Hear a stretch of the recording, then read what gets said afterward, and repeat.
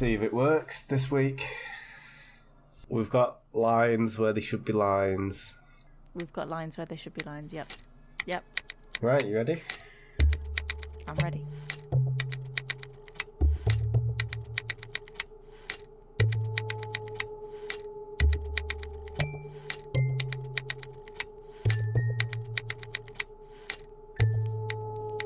Hello and welcome all into the MO podcast. As always, you're here with me, Contumacious Ant. And me, Atreya. Try not to laugh again. Why? We haven't said anything funny. I know, I just thought back to last week and I just started smiling halfway through that. I really need to listen again to last week's episode. I was really drunk and I can't remember. Story of my life. I think it was really it was good. It was a good one. Just the start was epic. You just I'm gonna have to listen to it again. Shouting at me for 2 minutes. Oh, it's not any different to normal. Well, yeah, standard really, isn't it now? So, yes, today we are going to be talking about a case that inspired one of my top 3 films of 1993. And it isn't Groundhog Day, if that's what you're thinking. Little Shop of Horrors? That time when that massive plant that was radioactive, got escaped or something. It was in the news. 1993. Oh. Little Shop of Horrors had Rick Moranis in it. True. Okay, my bad. No. Clear me up. Well, it is The Fugitive. Okay, silence speaks louder than words there, I think. Really? Wow, okay. Be like that. Oh, God. Okay, so, cool. I feel that I'm on a hide into nothing with this one here after that response. And I'm not going to lie, I've never seen The Fugitive. Oh, you're a Philistine. I'm sorry, it's never been something that I thought would interest me, you know? Fair enough. I mean, 1993 was crazy good for films. Cool Runnings, Groundhog Day, Jurassic Park, Nightmare Before Christmas, Sleepless in Seattle, Robin Hood, Men in Tights. All great films were released in 93. To be fair, you were an awful lot older than me in 1993, so I don't know if I'd have been allowed to watch The Fugitive. I was barely allowed to watch Jurassic Park. Guess what's getting edited there? So the actual case is the case of Dr. Sam Shepard, which is what The Fugitive is based on, or loosely based on. We'll say yes. Oh, I know this case. I love this case. In the film, if you've not seen it, I'm going to review it now. So Harrison Ford is a doctor. His wife gets killed, and he goes around blaming it on the one-armed man. And obviously, hence the title, he goes on the run with Tommy Lee Jones trying to hunt him down and not really caring whether he killed his wife or not. Like, Sam Shepard didn't go on the run. He just killed his wife. Allegedly. I was going to say, did he? I mean, we'll see, won't we? Hopefully. We will, yeah. Dr. Sam Shepard discovered Marilyn Sheppard, his wife, murdered on the 4th of July 1954. He claimed that there was a form within the room.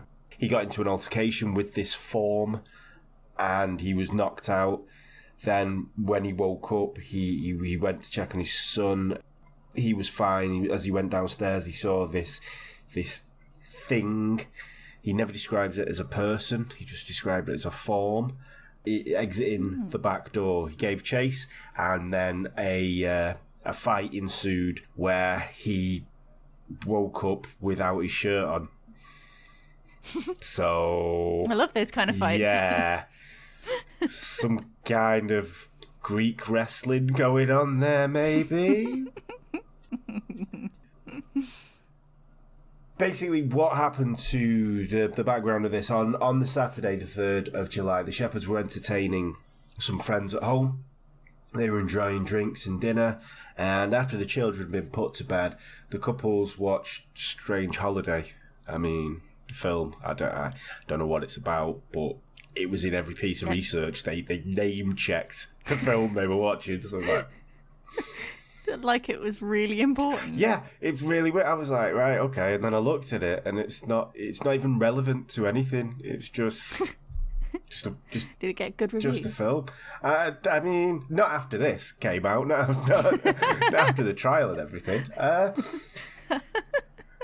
So Sam excused himself midway through the film because he was tired. He'd been working as a doctor, so he'd been on call. So he went to have a lie down, a nap on a futon, a daybed in the living room.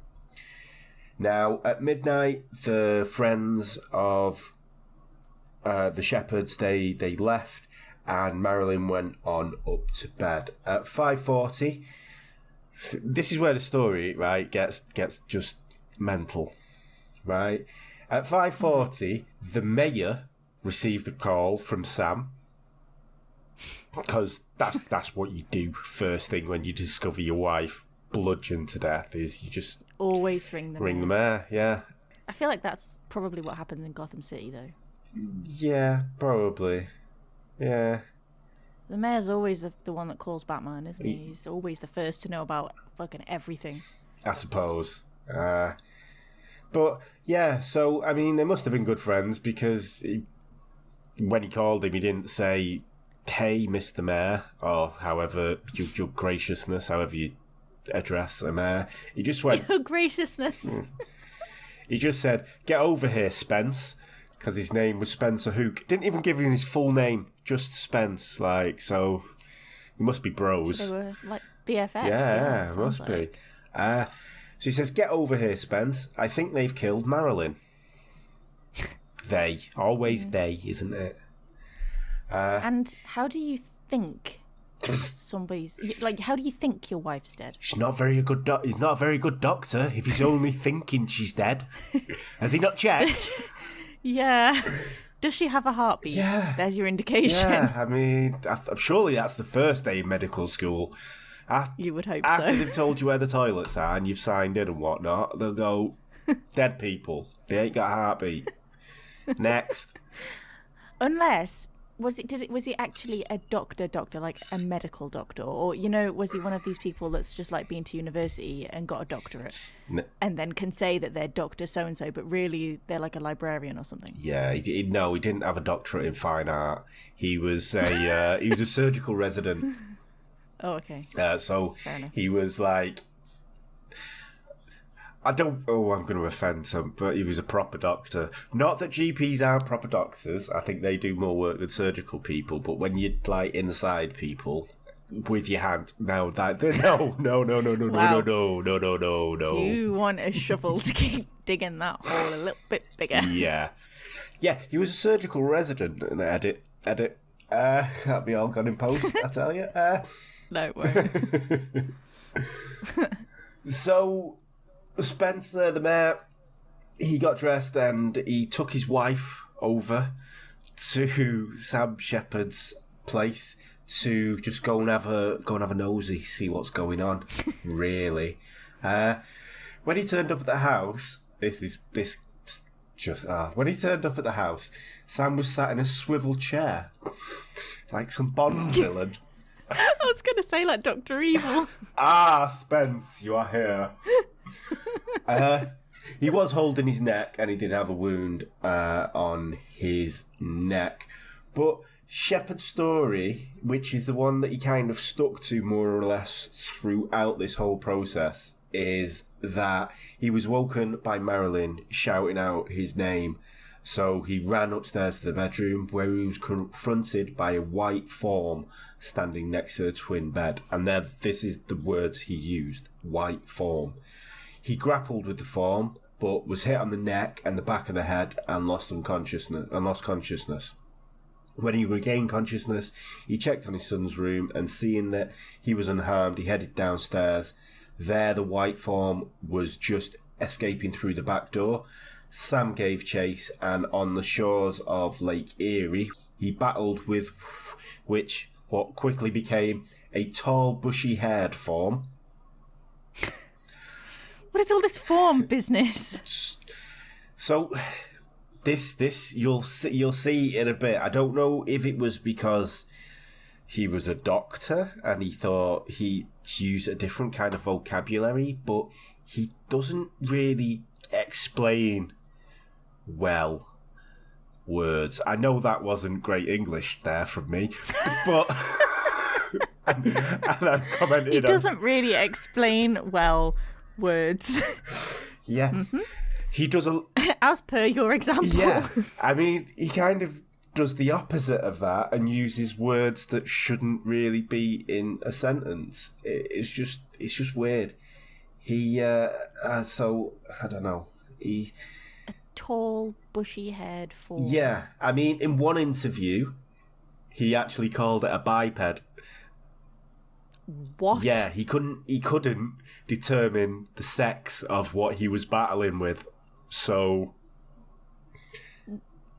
is he assuming that anybody in court would think there was any possibility that maybe he was battling with a quadruped? See, this is where it's like, questions need to be asked here, because, like, surely, I mean, you don't even need to go to medical school to determine what is male and what is female. Surely, when you're when you're that close to them, if they're like, surely you'd feel bits that you wouldn't feel on. But even if you didn't, and you know, it's irrelevant. Even if you can't determine whether it's a man or a woman who's, you know, trying to knife you or something in your own house at night. But I mean, to call somebody a biped is, and the biped, the white form, the tall, bushy biped came at me. It makes it sound like he was attacked by the Sasquatch. Yeah. He doesn't do a great job, but he sticks to this story. During this fight, he got choked out, which is ironic, really, when we talk about stuff later. And he woke up without his watch and his t-shirt. So we've all been. Yeah. That's a night out, isn't it? Yeah, or a night in. Yeah. So yeah. Depends how lucky you are, innit, really?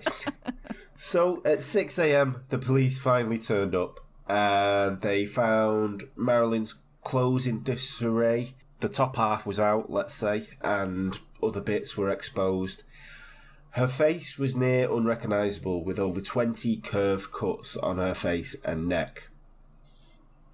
So she's been gone over pretty thoroughly here.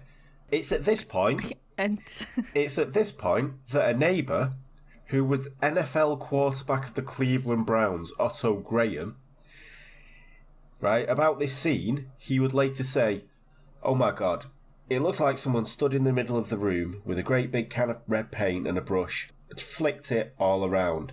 This wasn't a couple of blows. Oh no, whoever did this had to be out of their mind." The man's true storyteller. Yeah, but who's let him in? I mean, isn't it? I guess Sam was just letting anyone in. He let the mayor and his wife in, probably 6 hours before the police even showed up. Just let the neighbours in. I mean, I don't know that Sam's in the right kind of frame of mind here, because if his wife is unrecognisable, and he's like, "Spence, I think they've killed her." Right, she doesn't have a face anymore, dude. Just read the room. Yeah. I mean, unrecognisable to Sam is like biped, quadruped, like, you know what I mean? Yeah, true. So we have to take that with a pinch of salt, don't we? So yeah, they just let anyone in just to have a nosy about what was going on. Well, so at 8 a.m, the coroner turned up, and hopefully they secured this crime scene after he turned up. Who knows? I think it's already been contaminated by this point, really. Yeah, geez, yeah. So it doesn't really matter. So the coroner listened to the officer's report, and the statement that Sam had gave, and one can only imagine what he was thinking. Because obviously he's like, biped? What now? What you're telling me, Mr. Shepard, is that Bigfoot broke in and murdered your wife. Yeah, and you couldn't even tell it was Bigfoot. I mean, he smells the smegma. Surely that would have given it away. God's sake. Had only just forgotten that fact. So, the coroner, he kind of decided that this was pretty much open and shut. It was a bit of a domestic affair that had gone wrong, and Sam had done it. Yeah, Sam had done it because obviously he didn't believe anything he said. And I mean, on this side, because he thought this with what he heard, you could kind of say maybe all the evidence wasn't collected at the scene that should have been collected.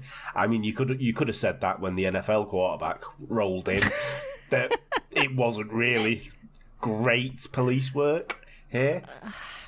It sounds like a comedy sketch. Like, it's not funny, but it sounds like the plot of, like, you know, something with a laughter track, doesn't it? Yeah.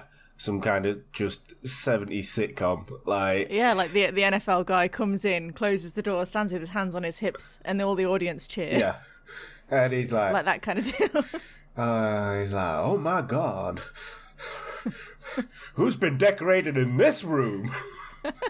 Yes. Doesn't it, though? Doesn't it sound like that? Yeah. So, basically, Sam went to hospital and detectives interviewed him, and they basically just directly accused him of the murder, but he stated that he loved Marilyn and he wouldn't have done this. Coincidentally, Otto Graham, the NFL quarterback, also visited him in hospital later on, but I don't think any kind of decorating ideas were talked about during this conversation, but who knows? So, pretty much for the coroner, it was an open and shut case. The police were, following up with that kind of thing. But then, the next day, I don't know if it was a slow news day, if it's a small town, or whatever, but the papers decided to run with this, and they reported on it with vigour, let us say. In the first report, which was the morning after the murder, they were quite sympathetic towards Sam. They took the picture of him in his neck brace, and they went to that white middle America excuse of it was drug thieves that did this. What drugs he had, God only knows where they got that from. Like, it's not like he's got, well, maybe he did have like 2 kilos of coke, but morphine. Exactly. I can write you a prescription. Be ready in 2 to 3 days. They made off with a buttload of codeine. Yeah. So I don't know where they got that from, but 3 days later, the mood of the papers and the editorials, they'd changed. The Cleveland Press quoted the assistant prosecutor as saying, "In my 23 years of criminal prosecution, I have never seen such flagrant stalling as in this case by the family of Dr. Samuel Shepard."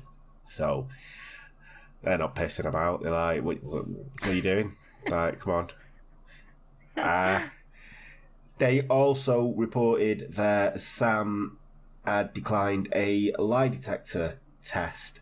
And they wrote this in, this is a quote, Dr. Samuel H. Shepard declined to submit to a lie detector test for questioning about the slaying of his attractive wife. Why they had to shoehorn that in? Why do they do that? I remember reading a book, and it was written in the 70s. Obviously, it was a non-fiction book, and it was a, well, I mean, I say it was based on facts. It was about ghosts, so you'll probably disagree. But yeah. It was written in the 70s, and every single woman in the book was described as an attractive brunette, or a pretty blonde, or a lithe, dark-haired woman. It's like, I really don't care what she looks like. Yeah. Okay, she was an air stewardess that came into contact with a ghost. Tell me the fucking ghost story. I don't care what her hair's like. But it seemed to be that was the way you described people back in the old days. Yeah, did a man write it? Yes. See, yeah. Yeah. I think with this, I think they're trying to portray.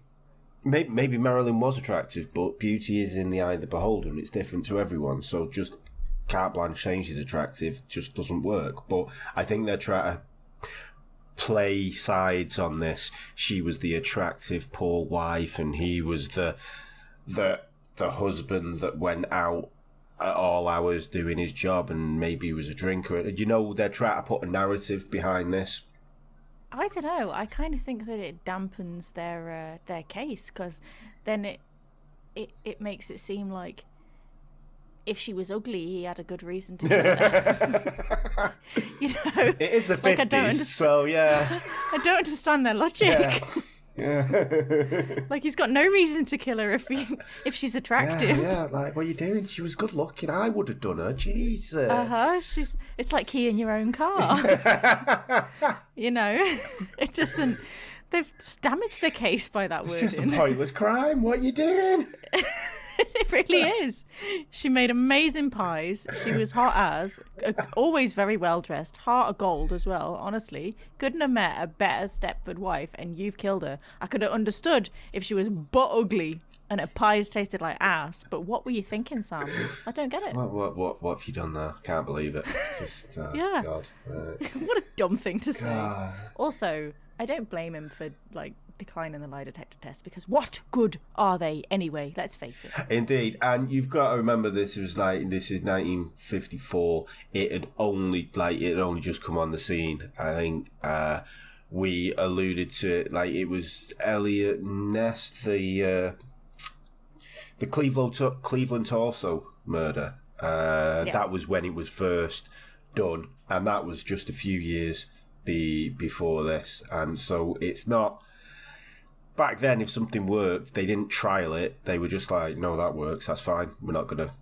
Right, so that's perfect, yeah. Nothing wrong there. And then 20 years later, someone comes along and goes, well, no, it's not. It's all wrong. But it's too late because he's dead. He's been put on death row and it's over. So, yeah, no, I don't blame him on that one.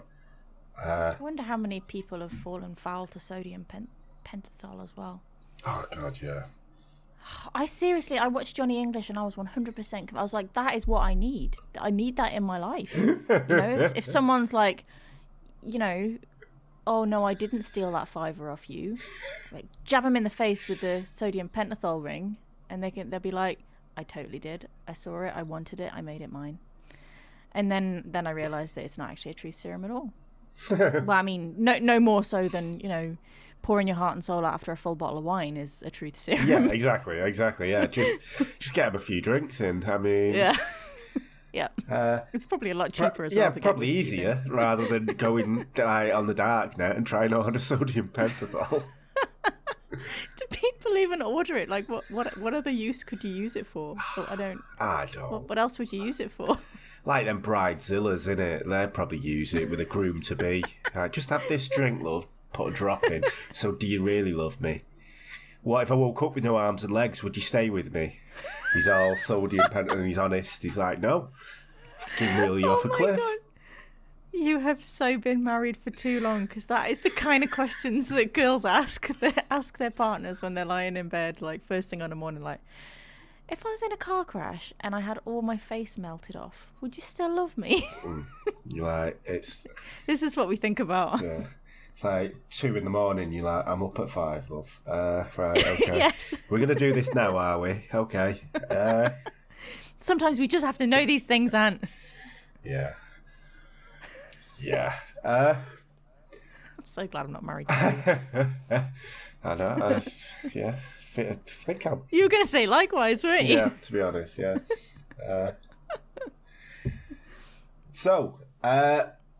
So a week after the slayings, by around the 10th of July, there was more evidence coming through, and now this was involving extramarital trysts that Sam was having. A neighbour allegedly told Marilyn that Sam was sterile because he spent far too much time around X-ray equipment. Wow. Yeah, I was trying not to laugh reading that, but... So, because Marilyn was pregnant at the time she was murdered, that kind of fueled the idea that it wasn't Sam's, and how did she get pregnant if his things aren't working, if he's a Jaffa? Because of X-rays. Yeah. So that was kind of a reason, one of the thought processes, should I say. And Sam was also having trysts with a work colleague called Susan Hayes, which in the beginning he denied, and all he ever said was, "No, we're just good friends." But then she grassed him up, basically. And so now he's a liar because he's lied to the police about it, and he's a charlatan because he's having it around behind Marilyn's back with anything that moves. So via the papers, the public started to turn on him and started to think that there was something going on. Something untoward going on here. So on the 21st of July, the Cleveland Press, being quite impartial, ran the headline, "Why no inquest? Do it now, Dr. Gerber."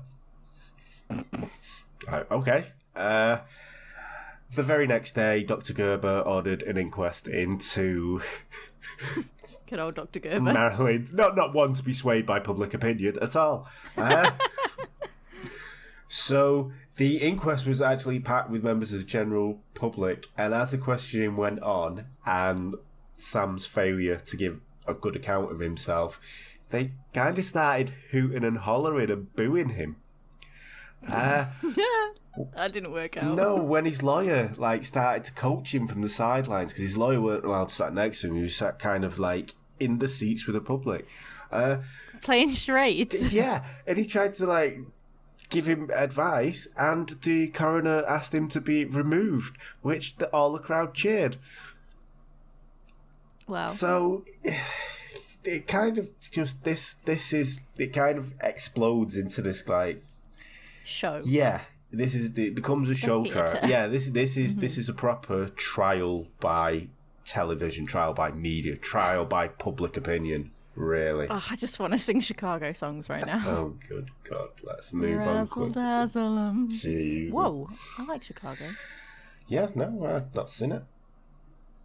What? I thought you liked musicals. Don't start whatting me when you've not seen The Fugitive, right? Yeah, but you like musicals. I know, but... And you've never seen Chicago. It's funny. Okay. I'll get us tickets. I'll put it... Oh, Jesus. Okay, it was on the same leaflet as Bat Out of Hell. It came through my door the other day, and I saw it and thought, nope. Still not been. Sorry. Gonna go. Tangent alert. Yeah. So, on the 18th of October, 1954, Dr. Sam Sheppard's first-degree murder trial started, and it was amid the flash of paparazzi and celebrity journalists. See, it really is Chicago. Yeah, maybe that was based on this as well. Maybe. Could be. You never know.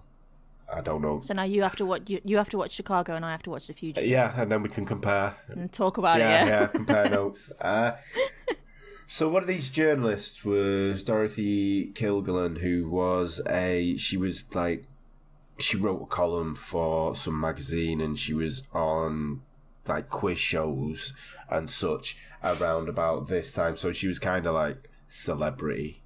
A respected journalist. Yeah, exactly. So not a lot of respected journalists covered this, but more airtime was pushed on the celebrity angle of it, kind of thing. But Dorothy was told by the judge that the case was open and shut, and Sam was guilty as hell. So, wow. Impartial judge just before the trial kicks off there. That's what we like to see. She didn't actually tell anyone until after the judge's death, because she thought that he would say it off the record. But still, there's kind of...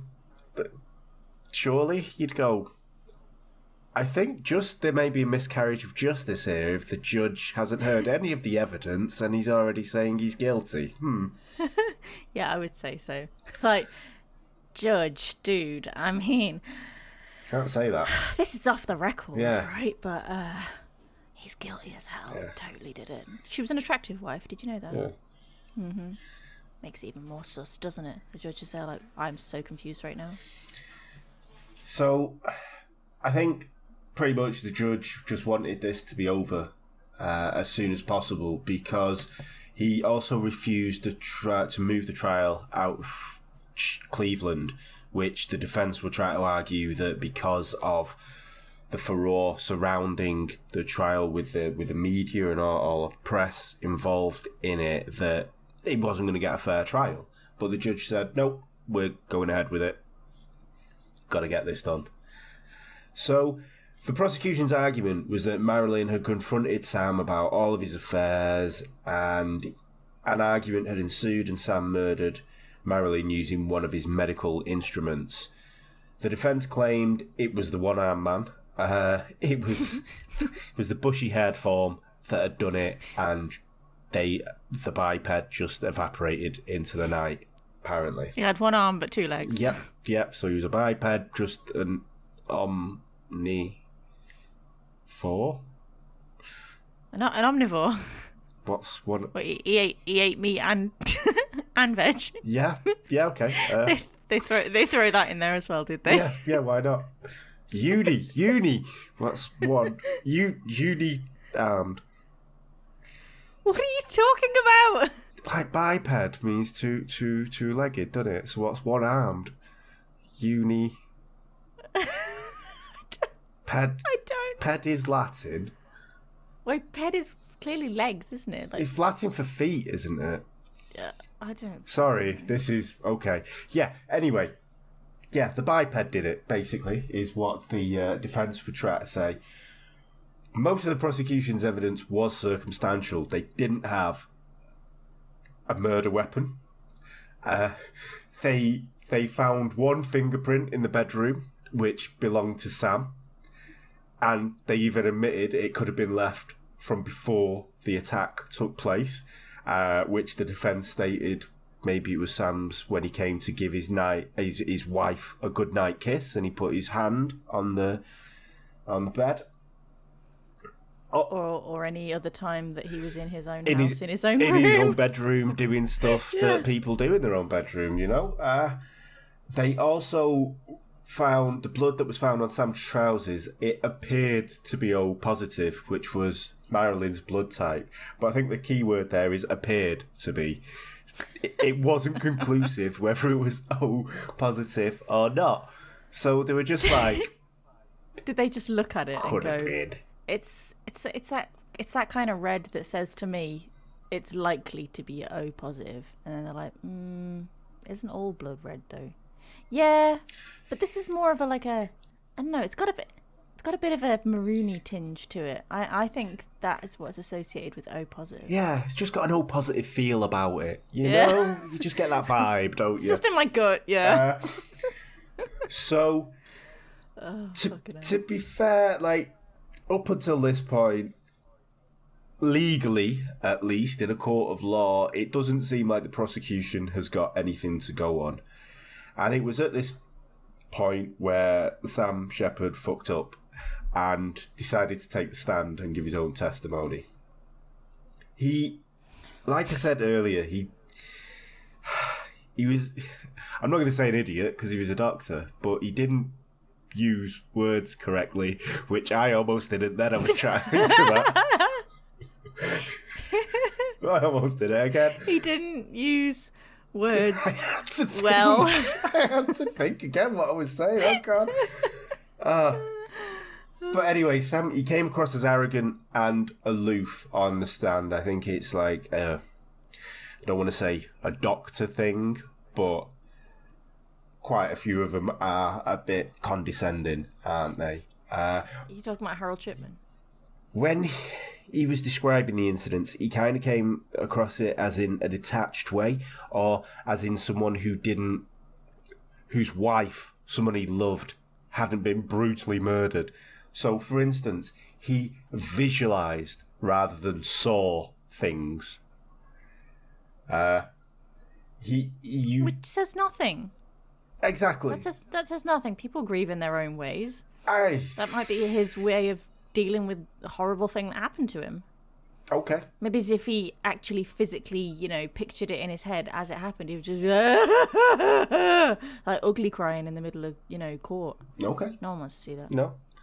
Okay, so that's one. I'm just being the devil's advocate. No, here. that's absolutely fine. So, when he heard Marilyn cry, he claimed he was stimulated to go to her.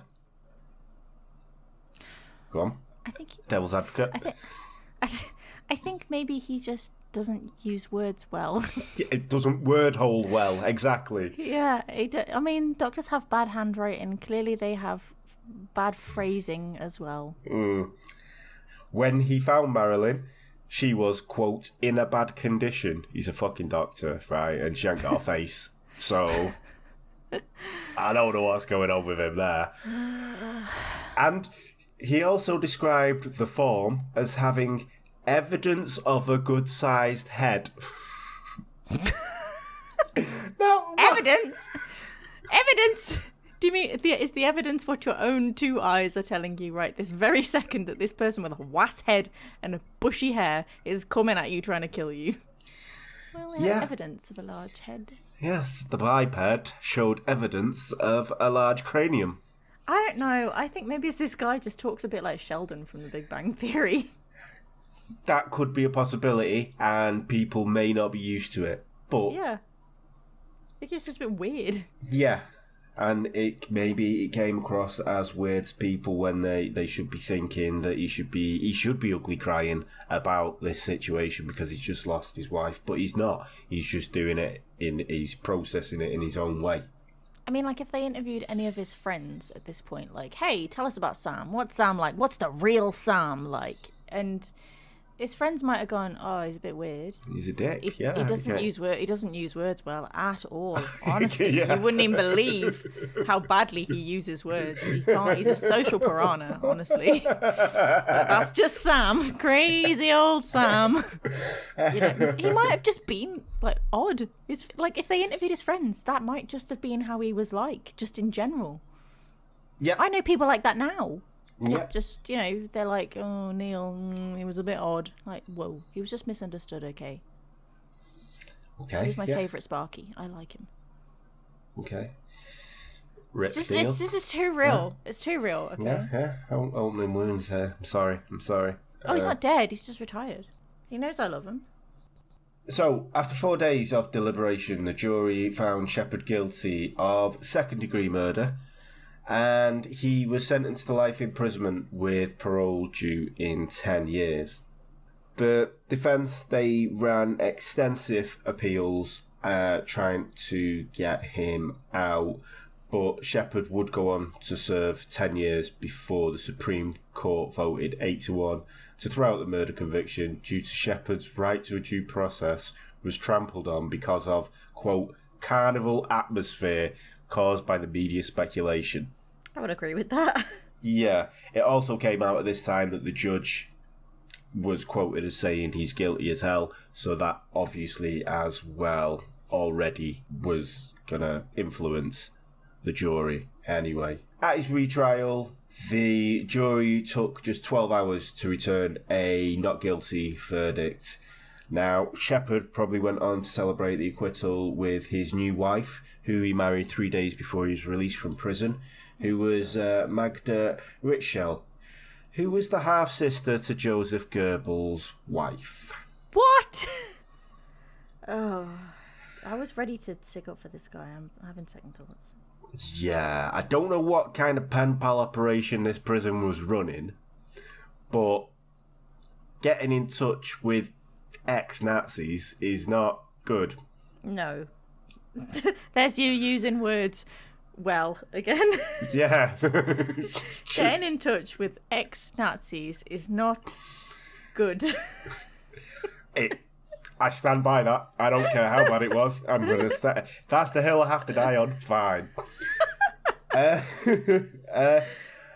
in fairness to Magda, she did say she didn't have any right-wing leanings, but all racists say that, don't they, really? I mean, I'm not racist, I just don't like them people. The marriage lasted 5 years, so I don't know if that's good or bad, really.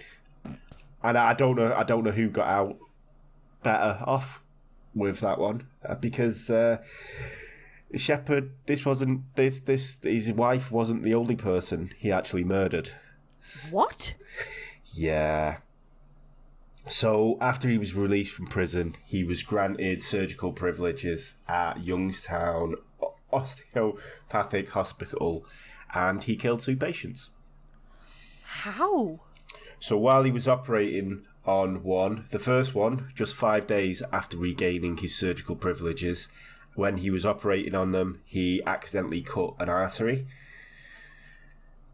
And then... Accidentally? Yep.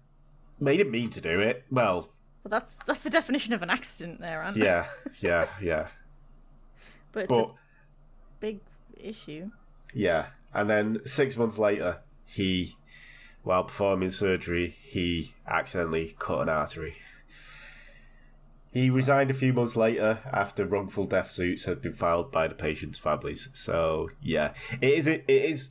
We should note, by this point in his life, his skills had been affected by his alcoholism. He started drinking a lot, and maybe he had the shakes, and this is why this happened. But to be quite honest, there's quite a lot gone wrong. I believe in giving people a second chance, but if they're shaking and they're operating near arteries, which can kill you, I think someone needs to go, ooh, this doesn't look right. Yeah. Maybe you should... Yeah, I'd let the junior doctor take over. Do you know?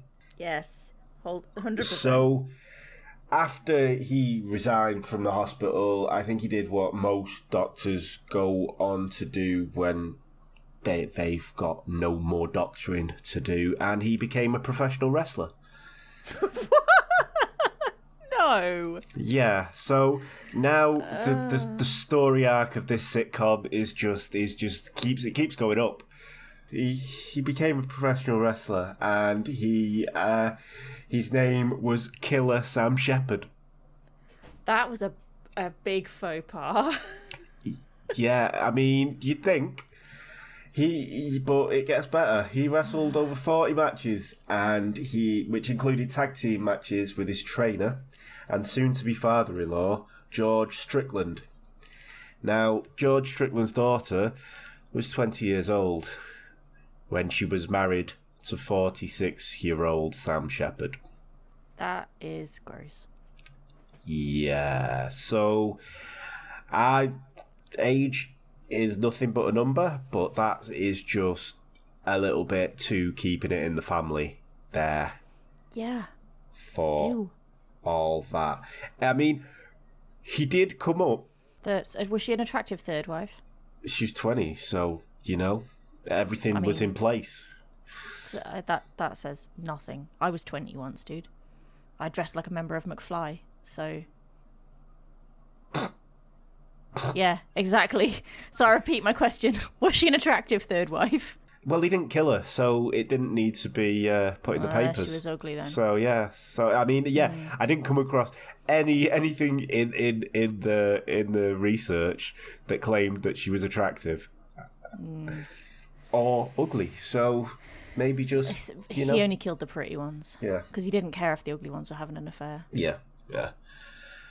It is interesting to note that he did actually come up with a submission move, which, if anyone knows about wrestling, it was called the Mandible Claw that Mick Foley uses. No. Yes, that he came up with that. Did Mick Foley know? He must have known. Why would you do that? You could only think, yeah, they must know where these moves come from. But it's Sam Shepard used his doctoring knowledge to use that as a submission hold, which when Mick Foley does it, doesn't he just put a sock in someone's mouth? Yeah. So I don't know how that makes you tap out. I mean, if it was one of his used socks, I can see how that makes you tap out. If Dave put one of his worn socks in my mouth, that I would tap out. 100% I would tap out. Ugh. I would tap out of life. Ugh. Just give up on it. Game over. Game over. So, on the 6th of April 1970, Sam Shepard was discovered dead. He died of Wernickel encephalopathy. What the hell is that? Not repeating that. It's a type of brain damage which is associated with advanced alcoholism, so me and you have got to look forward to that soon. Oh, I was just about to say the exact same thing. Great minds. God damn it. It is. But not for long. Yeah, exactly. Forget about it soon. It is interesting to know that during the last few years of his life, he spent it drinking 1.5 litres of liquor a day. Wow. So that is quite a lot to be going on with day in, day out. So he did die when he was 46, and due to his alcoholism, that is kind of what happens. Well, hell, Ant, you don't have very long left. I know, I've only got 6 years left if carry on this trajectory. 6 years, me arse. Are you trying to kid? And be on minus years if I have told the truth. How am I still alive? I've still got a good decade of drinking ahead of me. I'll be fine. It is the one-armed man theory, or the biped theory, as we should call it, did kind of come to fruition. In 1959, Richard Eberling was being questioned about burglaries in the area where the murder took place, and he confessed to the burglaries in the area and showed the detectives some of his ill-gotten gains. Now, these included 2 rings that belonged to Marilyn Sheppard. Eberling's blood was found at the crime scene, but he claimed that he cut his finger while he was washing windows for the Sheppards. I mean... What? Yeah. Why is he washing broken windows? Yeah, so it's like a little bit of a stretch. He did do a polygraph test, and it was shown not to be deception in his answers. But again, like we mentioned earlier, when this was reevaluated years later, experts found that they were inconclusive. And clearly he's a deceptive man, because he's a burglar for a living. Yeah. So... Yeah, I mean, it is interesting to note that Eberling was convicted of murdering Ethel May Durkin, who was a wealthy elderly widow who died without any immediate family. Aww. And, well, the reason why he did it was to take over, to get all the stuff. So, basically, he became the manager of her estate when she died. What a bastard. And he didn't follow through with some of her final wishes, which included some stipulations on a burial, and the people started looking into it and found out that Eberling killed her. Coincidentally, both of Durkin's sisters, Myrtle Frey and Sarah Bell Farrow, had died under suspicious circumstances as well. Wow. I mean, Myrtle Frey was killed after being savagely beaten around the head and face and then strangled. And Farrow died falling down the basement stairs in the home that she shared with Ethel May Durkin in 1970. Convenient. Yeah, so... I mean, Eberling denied any criminal involvement in the murder of Marilyn Sheppard. And... unfortunately, Kathy Wagner who worked alongside Eberling, kind of grassed on him and said, no, he told me that he did it. And a fellow convict also reported that Eberling confessed the crime of murdering Marilyn. Now, the credibility of both of these people have been questioned, and, you know, it's one of them things. He's already in prison for murder. Maybe he's just showing off. Maybe it's bravado. It sounds like he was pretty good for it. Yeah, I'd say that he is the only he's the only other person that could have done this other than Sam Shepard. I kind of feel a bit sorry for Sam now, because originally when I heard the story and I was just like I looked at all the evidence and stuff and I was like, he couldn't have done it. He couldn't have done it. It had to have been a third party. And apart from the fact that wasn't Marilyn raped? Well... Or sexually assaulted in some way? She was sexually assaulted, yeah, because her clothes were in disarray and Fanny was hanging out and so were her tits. Wow. Just... That's a good indication. Yeah.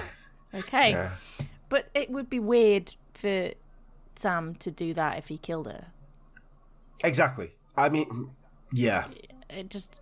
I know it happens, but it just doesn't... I just don't feel like that would be... If you were so mad at somebody that you murdered them, you wouldn't then want to, to have sex with their Exactly. body. If it's a crime of passion, it doesn't really... Maybe not... Yeah, crime of passion, but in the fact that he's found out she's pregnant with someone else's child, or she's... Yeah, like you're furious. Yeah, she's mad at him for jealousy or having something. affairs all over the place and they're having an argument. It's not... You wouldn't think, I'm horny at the minute. No. You just... I kind of feel like maybe Sam was just... I really do feel like he was a bit of a Sheldon. Like he was just a bit of just an odd guy, Like odd's not really the right term, because I know Sheldon's odd, but he's got reasons behind it because he's a genius, isn't he? Like it's just that what he has in intellect, he lacks in social skills. I kind of feel like maybe Sam was the same kind of thing, and that's what made everybody think, oh, he's a cold-blooded killer. Like, no, maybe that's just how he is. Like he's just a bit detached because he's socially inept, but he's really smart in general. Yeah, I mean, do you know what I mean? I'd like to think that that's the case, but there's like stuff I've taken out, and he was voted the most likely to succeed in school. Like, when you have them stupid voting things that they do in America. No one has it here. Most likely to end up behind in Tesco's. So he was voted most likely to succeed. He played football, track and field, and baseball. So he was kind of a jock. And he was... that doesn't really... Yeah, he was going... He wanted to join the army because of the Second World War, the Korean War was around this time, and he wanted to join the army and do his bit, but his father talked him out of it and pushed him into being a doctor because his father was a doctor, and so he kind of swerved him from that. So I could kind of get on board, he's a Sheldon-esque person, but from just looking at his growing up and his school stuff, it doesn't really fit in with that, because he seemed to be very socially compatible with people. But you've got to think, it was also the 50s, which, the 50s was basically picturesque billboard families, the perfect lifestyles kind of thing. And if his dad was a doctor, his dad was pretty well respected by what it seems. Maybe he wanted to create this perfect family. Maybe his dad told him, you have to do this, you have to do that, you have to play football, you have to play baseball, you have to do good at school, you have to be this, that and the other, and then you have to be a doctor because we are the Stepford family of the 50s. Yeah, I can genuinely see that, because it was his father that it talked him out of it, but I think he was forcibly pushed into becoming a doctor because that is just kind of what they did. And 100% agree with that it was. I don't think if Sam would have been able to make his own choices in that, I think he would have joined the army and we wouldn't be talking about him. Yeah. But he was pushed into it, so maybe that from the beginning, as soon as, and especially in the 50s dads were horrible. They were Old Testament God and twatting kids left, right and centre. Very, very strict, yes. Yeah. So I can imagine that he's been pushed into all of this from a very early age. You have to be the best at track and field, at sport. You have to be the jock. We don't have nerds in this family, kind of thing. Mm-hmm. So you can kind of see it from overbearing. So, I mean, maybe that had some hit on his psychology and just in the way he carried himself from then on. Or maybe eventually he just got sick of everyone in his life walking all over him and bullying him and taking the piss out of him, that he just snapped and killed his wife. True.